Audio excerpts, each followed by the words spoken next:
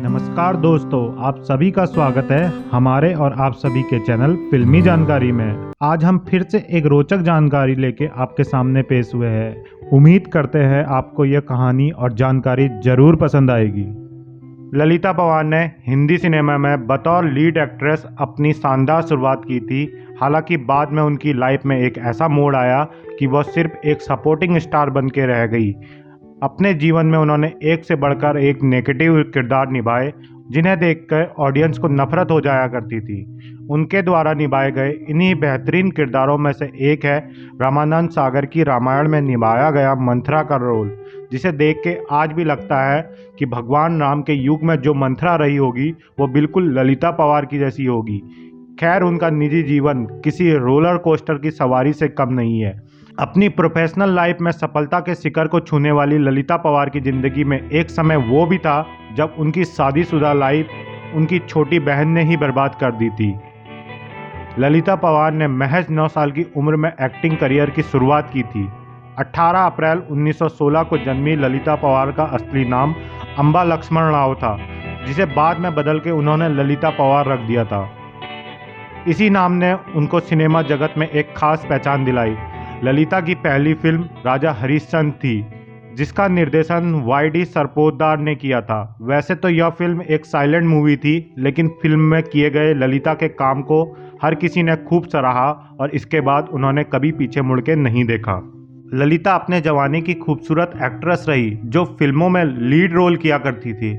लेकिन फिल्म जंगे आज़ादी के एक थप्पड़ मारने वाले सीन में उनके को स्टार भगवान दादा ने ललिता को इतनी जोर से थप्पड़ जड़ दिया कि उनके कानों से खून बहने लगा। इसके बाद उनकी दाहिनी आंख की नस फट गई थी और नतीजा ये हुआ कि उनके चेहरे का एक साइड पैरालाइज हो गया और आंख भी खराब हो गई, जिसकी वजह से उन्हें लीड रोल मिलने बंद हो गए थे।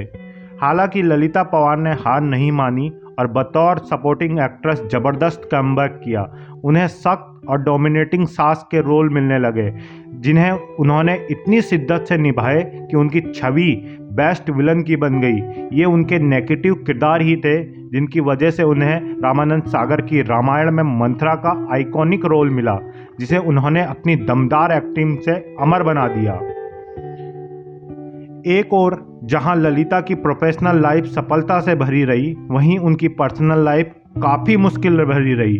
1930 के दशक के बीच में ललिता पवार ने फिल्म निर्माता गणपत राव से शादी की थी। हालांकि उनकी खुशहाल जिंदगी में तब ग्रहण लग गया जब ललिता को पति गणपत राव के एक्स्ट्रा मैरिटल अफेयर का पता चला। हालांकि ललिता की खुशियों को छीनने वाली कोई और नहीं बल्कि उनकी खुद की छोटी बहन थी। जैसे ही ललिता को इस बात की खबर लगी, उन्होंने अपने पति को तलाक दे दिया। इसके बाद उनके जीवन में दोबारा प्यार की एंट्री हुई और उन्होंने राजकुमार गुप्ता से दूसरी शादी कर ली। पेशे से वो भी फिल्म मेकर थे। इस शादी में उन्हें एक बेटा जय पवार, जो एक प्रोड्यूसर है। दूसरी शादी के कुछ सालों बाद ही उन्हें मुंह का कैंसर हो गया, जिसके बाद वो पुणे में शिफ्ट हो गई।